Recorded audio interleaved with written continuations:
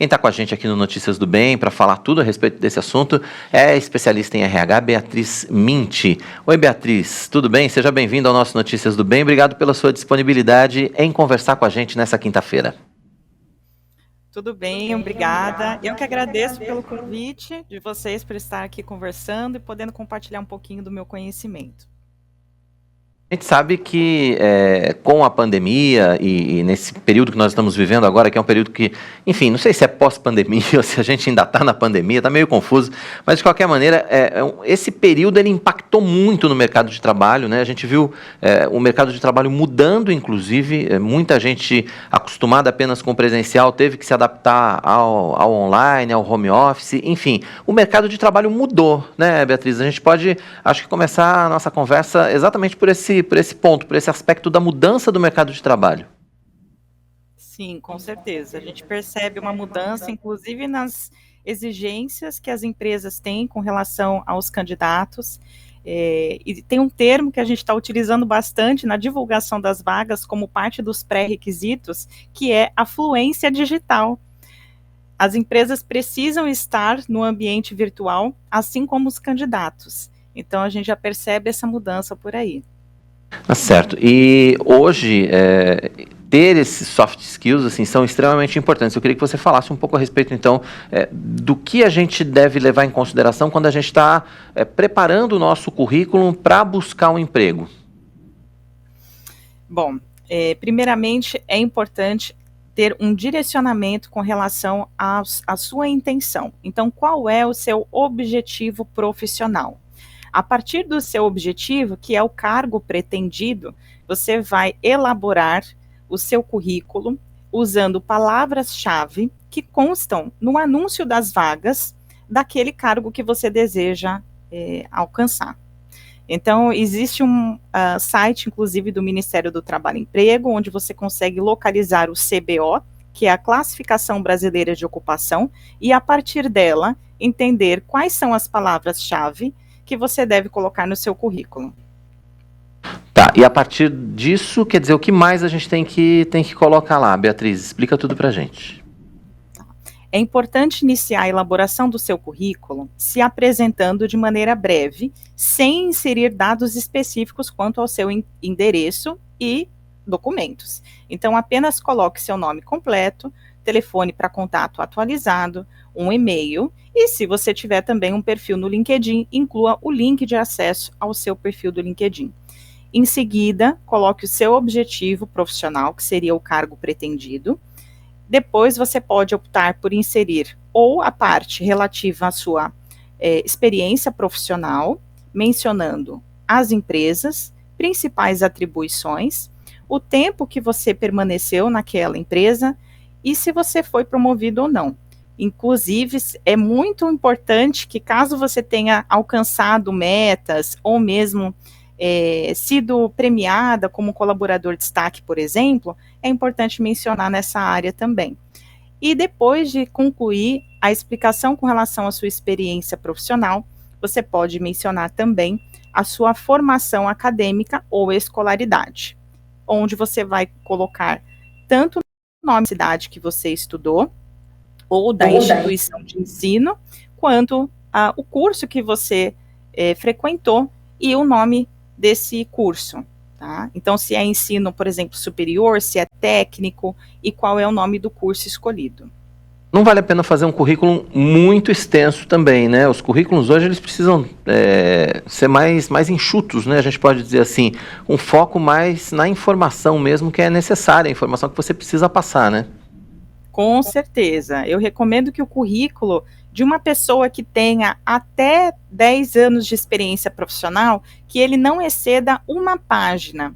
Caso a pessoa tenha mais do que 10 anos de experiência, ela pode com certeza mencionar as suas premiações, as suas certificações, utilizando mais uma página. Tem muitas pessoas também que já quando passam de 15, 20 anos de experiência, costumam anexar ao currículo uma carta de apresentação, onde vem o resumo das suas qualificações. Agora, claro, a gente sabe que o currículo é importante, mas aí nessa busca pelo emprego, né, nessa preparação para o mercado de trabalho, a gente tem uma questão importante que é a questão da entrevista, se você consegue chegar nesse ponto, né? Normalmente hoje as seleções têm sido feitas de maneira escalonada, né? Escolhe pelo currículo, aí depois vai para a entrevista, e depois às vezes tem outros testes, enfim. Mudou um pouco também a lógica dessa seleção, né, Beatriz? Sim, eu posso falar com propriedade, porque eu trabalho com recrutamento e seleção há 14 anos, inclusive eu componho a diretoria da Associação Brasileira de RH, aqui da Regional Baixada Santista, e nós realmente realizamos o processo seletivo em pelo menos 3 etapas.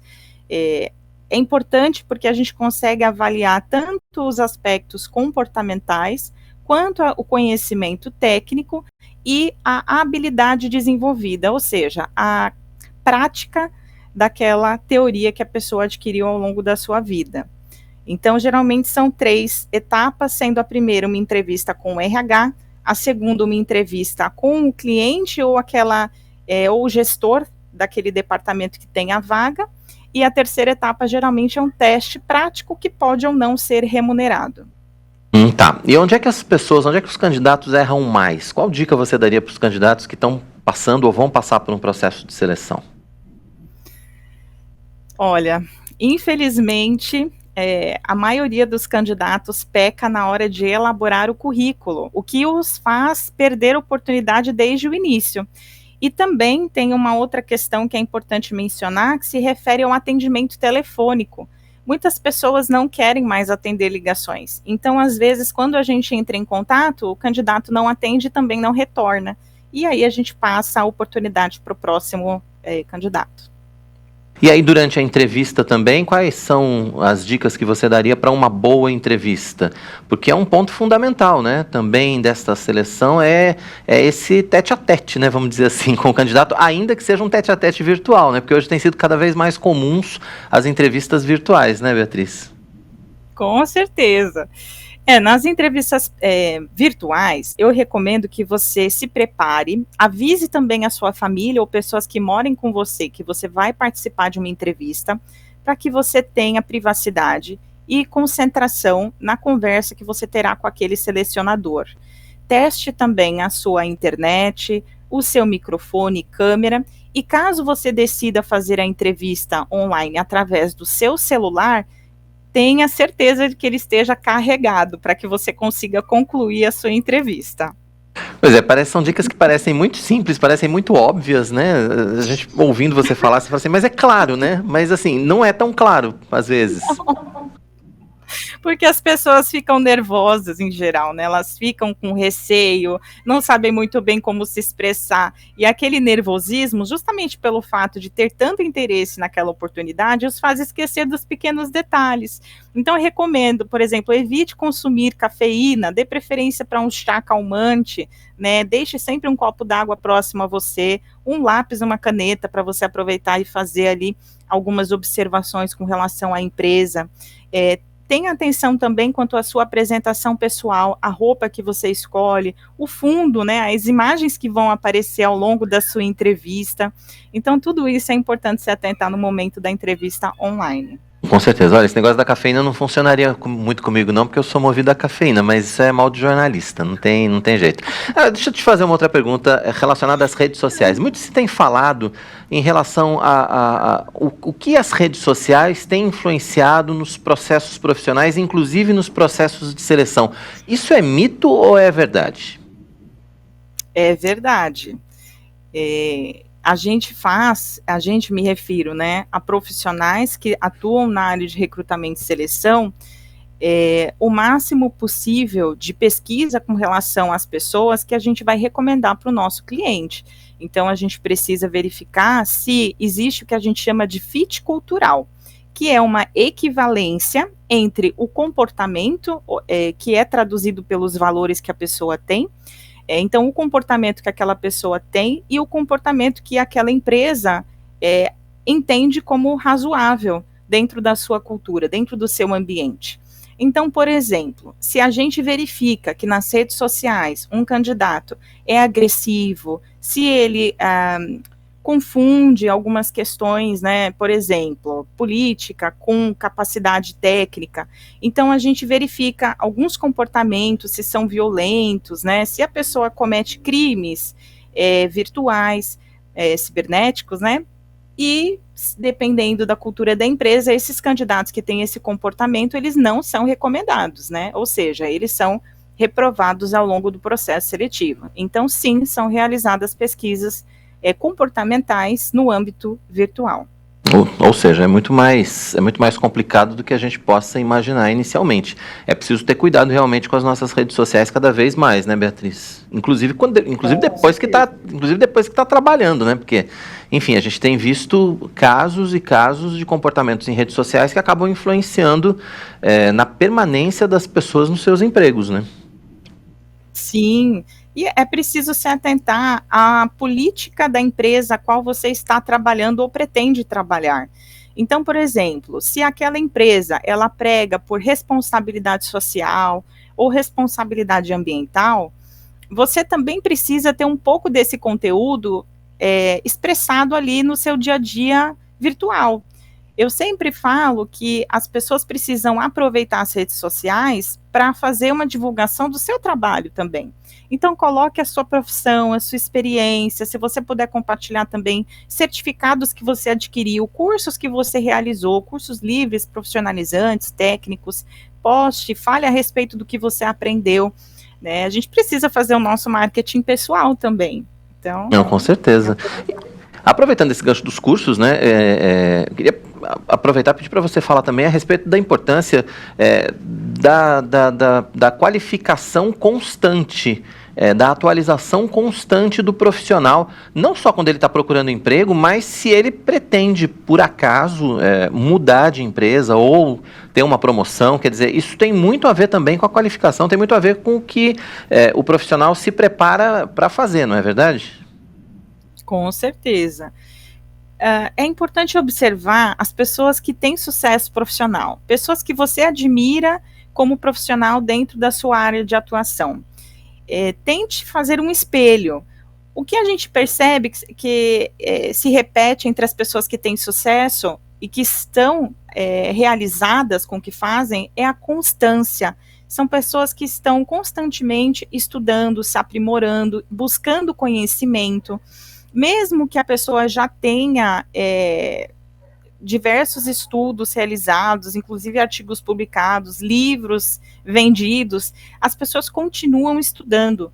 Isso é muito importante. Então, tanto a disciplina quanto a constância e o estudo são elementos relevantes para você que quer ter sucesso profissional. E Quer dizer, não dá competitivo. Ficar acomodado, na verdade, né? Acho que o ponto é esse, né? Não dá para se acomodar. E hoje tem cursos gratuitos, tem cursos online, e você consegue se cadastrar através do seu computador ou do seu celular para realizar.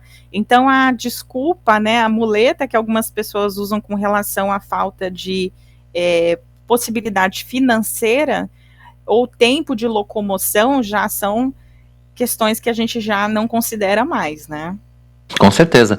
E aí, tem um outro ponto, nesse momento que nós estamos vivendo, né, que a gente está vivendo um momento aí de retomada, ainda que discreta, mas um momento de retomada, é a questão de persistência, né, porque assim, não está fácil para ninguém se recolocar no mercado de trabalho ou se colocar pela primeira vez no mercado de trabalho.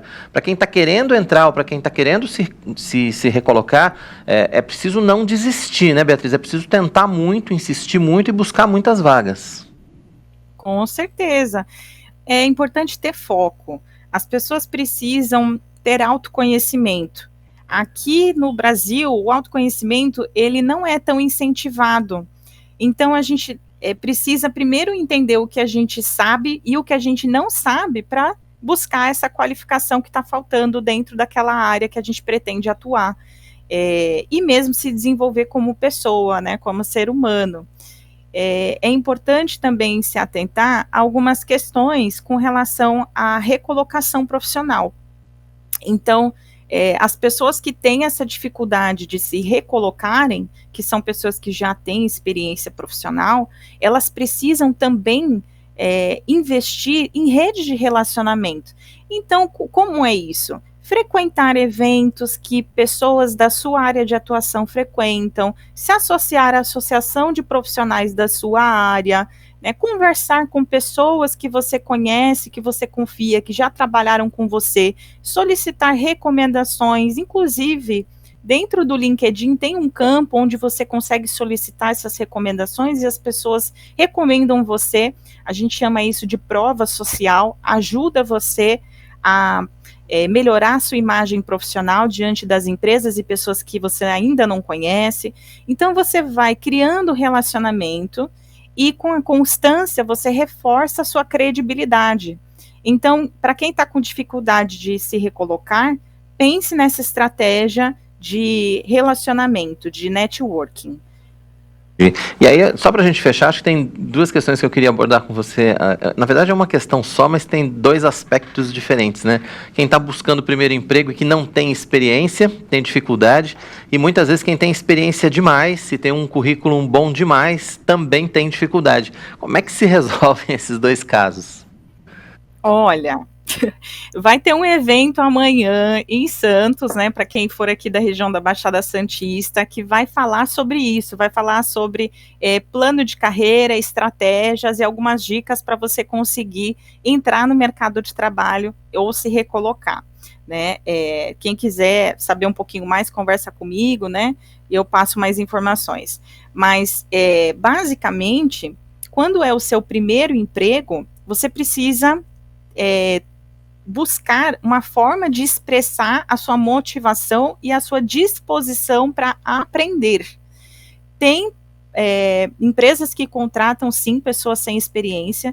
Todas as pessoas que têm experiência começaram sem experiência, muitas vezes em trabalhos informais. Então, para você que está nessa situação de primeiro emprego, procura uma oportunidade eventual, informal, trabalho voluntário.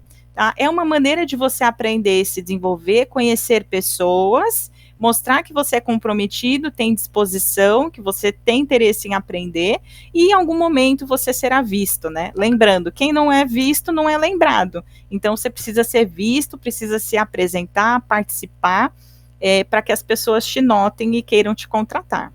Muito bacana. Bom, você falou do evento que vai acontecer aí na Baixada Santista, né? A gente pode entrar em contato contigo. Deixa os seus contatos, então, para a gente saber mais desse evento e quem quiser também conversar mais com você, conhecer mais do seu trabalho a partir das suas redes sociais.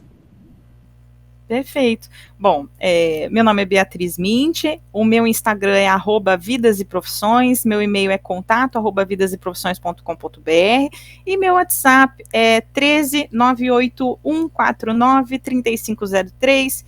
Fiquem à vontade para entrar em contato, estou à disposição para ajudá-los no seu processo de recolocação profissional. Muito bacana, tá aí na tela para você então os contatos da Beatriz, né? O pessoal da produção já tirou, mas estava aí na tela os contatos da Beatriz, é só você voltar um pouquinho aqui na barra, aí voltou, o pessoal colocou de volta. Então, @Vidas e Profissões, e tem também o contato @vidaseprofissões.com.br. Beatriz, obrigado pela sua participação, pela sua disponibilidade em conversar com a gente aqui no Notícias do Bem. Volte sempre, viu? Ótimo papo. Eu que agradeço. Até logo. Obrigado, até a próxima.